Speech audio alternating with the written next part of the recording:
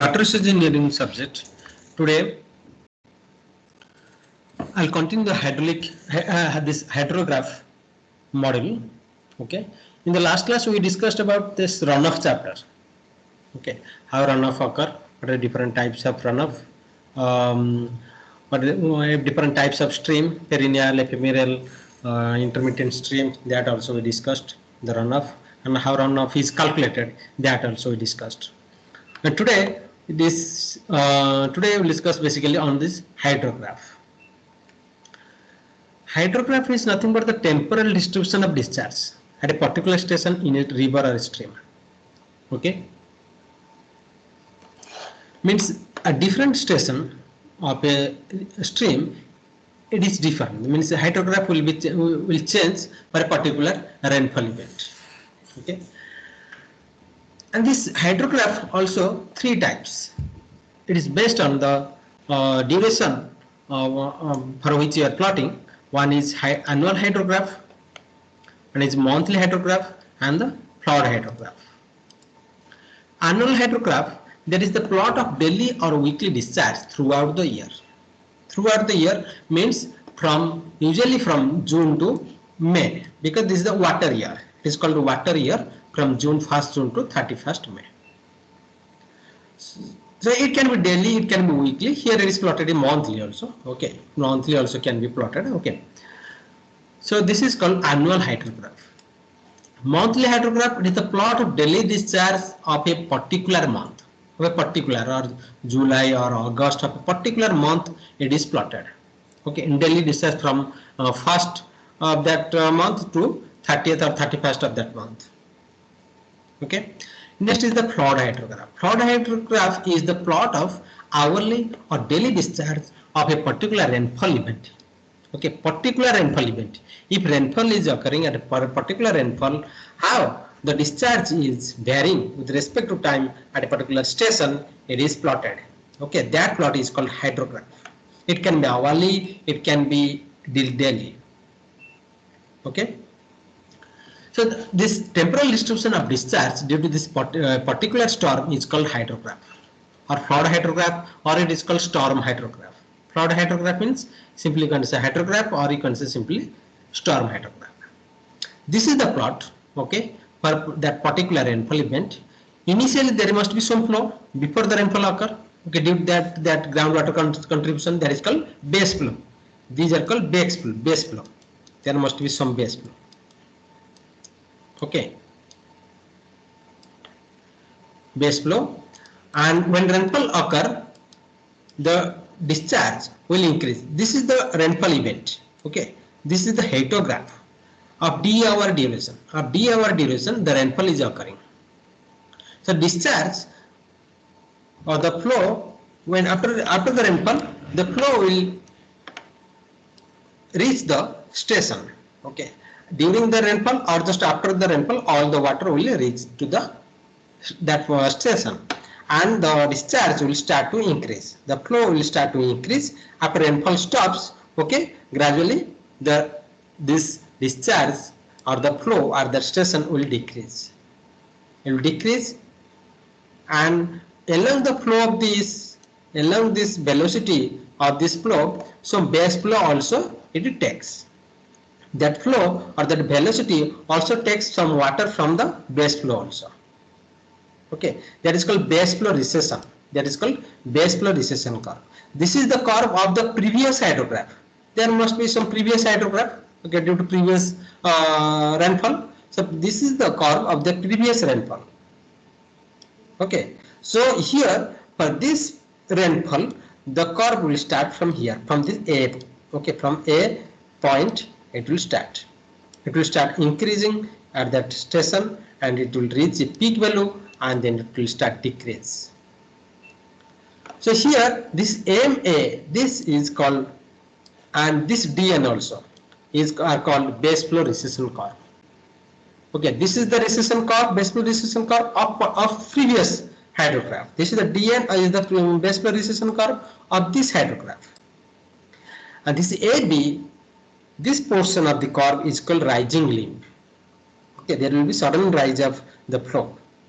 And this BC, this peak portion, Okay, this P is peak and this BC is called crest segment. And the CD, where the flow suddenly decreases, that is called, this CD is called falling limb. Okay, and DN is called base flow recession. And these 2 points B and C are called inflection point. It means the curve pattern here from A to B, it is little approximately straight line.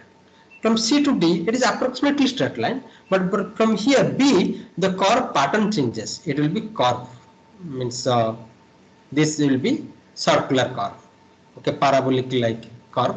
Okay, so here the curve pattern from this point B will change, and again from point C, it will change to this straight line.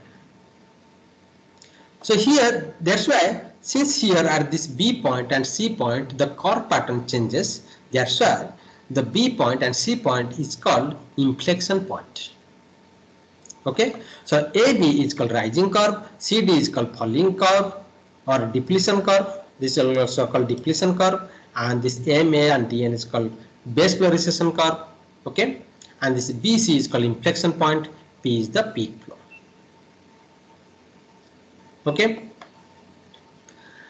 the discharge must be in y-axis and the time must be in x-axis. This can be in hour, this can be in even this can be in minute also. It can be in a minute also. Okay, we have data minute wise, then this can be plotted in minute wise. Okay, and it can be in daily also.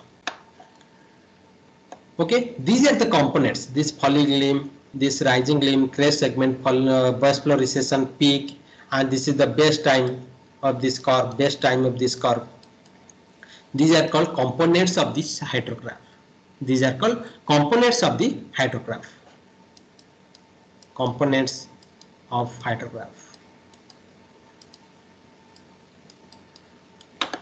Components of hydrograph. Next is how the shape of this hydrograph changes. What are the factors which affect this shape? Okay. First factor is the shape of the catchment. This is the shape of catchment.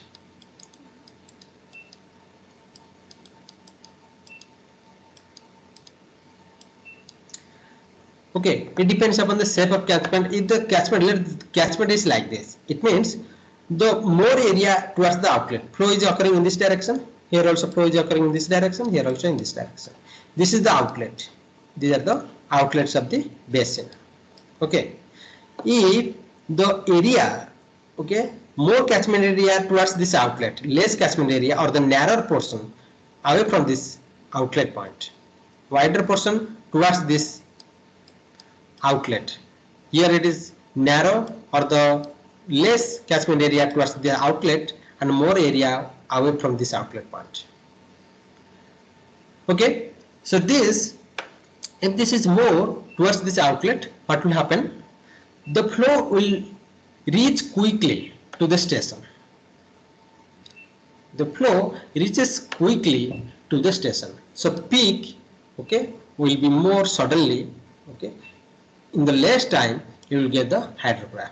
Means flow reaches quickly. Here, since area is away from this, the more area is away from the outlet point, the flow reaches. Okay, the flow reaches little late to the station. Means there will be a delay in reaching the flow to the station. So here at this time the peak is occurring, but here it is takes more time. Okay, for this peak. So here the flow takes more time to reach the station. Here, if the shape is like this, then the discharge pattern will be like this. So this is the shape factor. Next is the catchment size factor. If catchment size, this is the catchment, small catchment, and this is the let B catchment. This is the big catchment.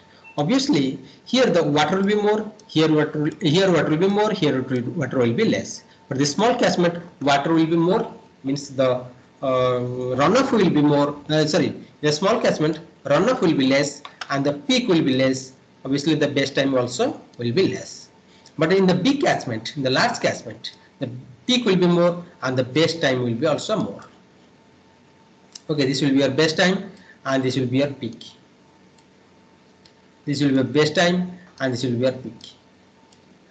Okay, and then catchment slope. Catchment slope means if the catchment area there is steep slope, the catchment area, this is the outlet. Okay, these are the channel. Okay, these are the channel. If the slope here, flow is occurring in this direction,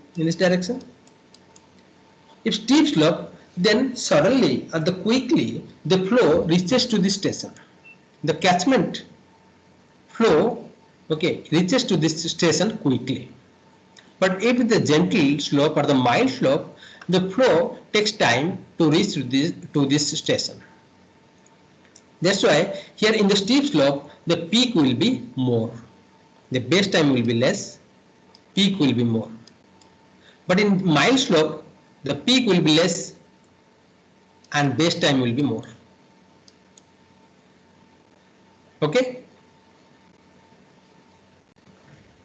Next is vegetation.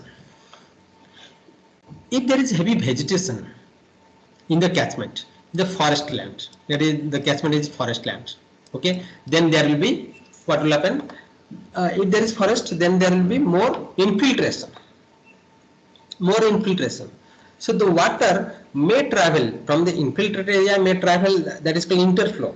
That interflow may occur, okay, that is prompt interflow may occur, like we discussed in the last class, okay. But that will take time to reach to the station. The peak will be less, but it will take time to reach to this time. The base time will be more, peak flow will be less, because there will be infiltration. In the barren land, if there is no vegetation or forest land, then the water will move quickly to the station, to this outlet, okay, to the station. So in this case, there is no vegetation, it is barren, so there will be no infiltration. So all water will be overland flow. Infiltration will be very less, and water will reach to the station quickly, so peak will be more and the base time will be less. Okay. Next factor is soil type. Soil can be impermeable, can be permeable soil. If soil is impermeable, means infiltration will be less. If infiltration will be less, like in barren land, if filtration will be less, then peak will be more, base time will be less. It means flow reaches the station or the outlet very quickly. In the permeable soil, there will be infiltration, and the infiltration water will take time to reach to the station. So peak will be less and base time will be more. So it will be like this forest land. Okay. Next is drainage density. Drainage density means the ratio of total channel length to the total drainage area of a catchment. For this catchment, the total channel length means this main stream, this small stream, this main channel, okay, including all small, big streams. Okay, total channel length divided by total drainage area is called drainage density. Okay, so if drainage density is more, it means channel length is more in the catchment. There is more channel, more streams in the catchment, then obviously the water will be carried to this station outlet through this channel very quickly, because there is channel length is more. If channel length is less, means less channel, less streams are there in the catchment, okay, the flow will take time to reach to this station through this stream. Okay, so if it takes time to reach to the stream, that means peak will be less and the base time will be more. If there is more channel length, more streams in the catchment, the flow reaches quickly and the peak will be more and the base time will be less. Okay. Next is channel cross-section roughness. Channel roughness, you know from Manning's equation, Q is equal to 1 by N A into R to the power 2 by 3 into S to the power half. It means Q is directly proportional to, inversely proportional to this Manning's roughness coefficient. Directly proportional 1 by N or inversely proportional to N. Okay. So if N increases, discharge decreases. So for smooth channel bed, N is less, so discharge will be more. If discharge is more, then the flow reaches the station very quickly, the peak will be more, base time will be less. If it is a rough channel bed, then N is more, the discharge will be less, and the peak will be less, and base time will be more. Okay. Next is intensity duration. Intensity duration means the rainfall intensity. Rainfall intensity, duration, and direction of storm also affect the flood height of that. Direction of storm means if storm is happening towards the flow direction of the channel, then flow will reach quickly. It will be similar to this type of curve you will get. If the storm is happening, the direction is opposite to the direction of the stream flow. Okay. This is the channel, the stream direction is this and the storm direction is this. Okay. So obviously it will take time to the flow will take time to reach to the station. Okay. So it will be, the peak will be less and base time will be more. It will be like this. Intensity duration, if it is high intensity. High intensity means flow will reach suddenly. It will be like this. If less intensity means there is a drizzle rain, means rainfall is occurring but very slow rate. Okay, the peak will be less and the base time will be more. This type of curve will get. Okay. Next is base flow separation. So how to separate the base flow? Why the base flow is separated? Because the base flow, this base flow is not for this particular storm. And the for this particular storm, if you want to analyze, if you want to calculate the maximum discharge or something, then the base flow is required to be deducted. Okay. So here the peak, this curve without the base flow, it is called DRH, direct runoff hydrograph. Without base flow, it is called, means it will start from 0. This is called DRH. This is DRH means this discharge, this flood hydrograph minus base flow. Okay. So here base flow, how base flow is separated? There are 3 different techniques. Okay. The first technique is straight line method. In straight line method, it is very easy, very convenient.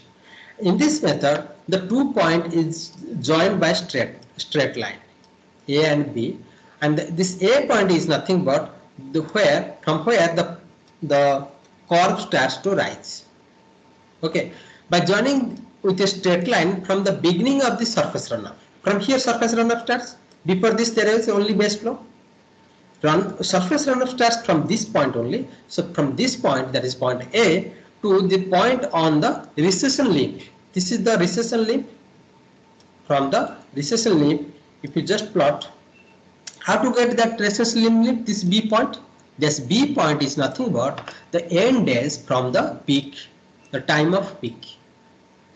So you have to calculate the N from time of peak, that end days after time of peak, that will be a B point. That A and B is joined by the straight line. It can be parallel to this x-axis, it may not be parallel to this x-axis. It can be inclined to this x-axis, it can be parallel to x-axis. What is this N? This N days is empirical equation. Okay, based on the data, it is developed that N is 0.83 times A into 0.82, where A is the catchment area in square kilometer. N is in days, A is in square kilometer. So if you have the catchment area, then we can calculate the N. If you can calculate the N, okay, after this time of peak, the N days is calculated, then B point is located. Then A point and B point is joined with a straight line. Then after that, these ordinates from the plot ordinates, from this plot hydrograph ordinates, okay, this base flow value, okay, at different corresponding time interval, it is actually deducted to get this direct runoff. Okay, come to the next method, that is a CD method, okay, or it is base flow curve existing prior to the commencement of the surface runoff. This A point that already we discussed now, from where the surface runoff starts. Okay, it is extended backward. Here, prior to the commencement of the surface runoff, is extended. Okay, it is extended till it intersect this peak flow ordinate. Intersect the ordinate of drawn or the peak. This is the ordinate drawn or the peak. Okay, this is the ordinate. It is intersecting at C.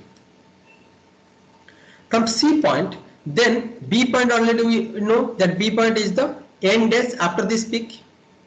Then this C point is joined with this B point, which is end days after the time of peak. The point C is joined by straight line with the point B, which is end days after the day of peak discharge. Okay. So if we know the catchment area, the N is calculated and B is located, B point is located, A point is located, which is starting of the surface runoff, and we have to draw here this P coordinate we have to draw. So first we have to extend this recession curve, we have to extend till it intersect this ordinate, vertical ordinate, this P coordinate at point C, and that point C is joined with this B point. Okay. This is most widely used base flow separation. Okay. In this case, also this is used where base flow or the groundwater contribution is less. This will be your groundwater contribution. This will be your direct runoff. Okay. Next method, that is arbitrary smooth curve. It is called arbitrary smooth curve method. In this method, the recession curve is extended. Here it is extended backward. This B, this is the recession curve that is extended, and this curve is also extended. Okay. It is extended till it meets this inflection point. So here inflection point is first located, and that ordinate is drawn from this inflection point. And this base flow recession curve is extended till it intersects this curve, this ordinate. Okay, the base flow recession curve A and E after the depletion of flood water is extended backward till it intersects the ordinate at the point of inflection. The curves are plotted with the arbitrary smooth line. In freehand or smooth line, it is plotted. Okay, so here this will be a base. The ordinates will be calculated here. Base flow ordinates. These are the flood hydrograph ordinates. Just we have to deduct from the flood hydrograph. Okay, then we will get the direct runoff hydrograph. This will be a base flow. These will be the direct runoff hydrograph. So this method is used when there is major groundwater contribution. There will be major groundwater contribution and surface flow reaches the stream quickly. The surface flow reaches the stream quickly. Means interflow will be less, infiltration will be less. Okay, all the water will be overland flow and it reaches to the stream. Okay, and there will be the major groundwater contribution will be more major. Okay, just interflow will be there. Sorry, interflow will be there. Major groundwater contribution means base flow is more. Okay, so in this type of condition, this method is used. Okay. Next is direct runoff hydrograph. This direct runoff hydrograph that I told, that is flood hydrograph minus base flow. Okay, and this direct runoff hydrograph, if you take the area of this direct runoff hydrograph DRH, then the area will give you Q into time, that will give you the volume of rainfall, and if you divide with catchment area. Okay, divide with catchment area, we will get excess rainfall or the excess rainfall depth or the effective rainfall. That is effective rainfall. So this effective rainfall or the excess rainfall is nothing but the total precipitation minus losses. This is the excess rainfall that already we have discussed. This is the phi index here, means loss. This is the loss, this is the intensity. Okay, if you take the area, then it will give you in centimeter. This will be this portion will be the excess rainfall. This excess rainfall causes this direct runoff hydrograph. Okay, this excess rainfall only causes this direct runoff hydrograph, and these losses causes the base flow. Okay, these losses causes the base flow. These losses. Okay, so excess rainfall is calculated by calculating the area under the DRH divided by the area of catchment. Okay, this much. Thank you so much.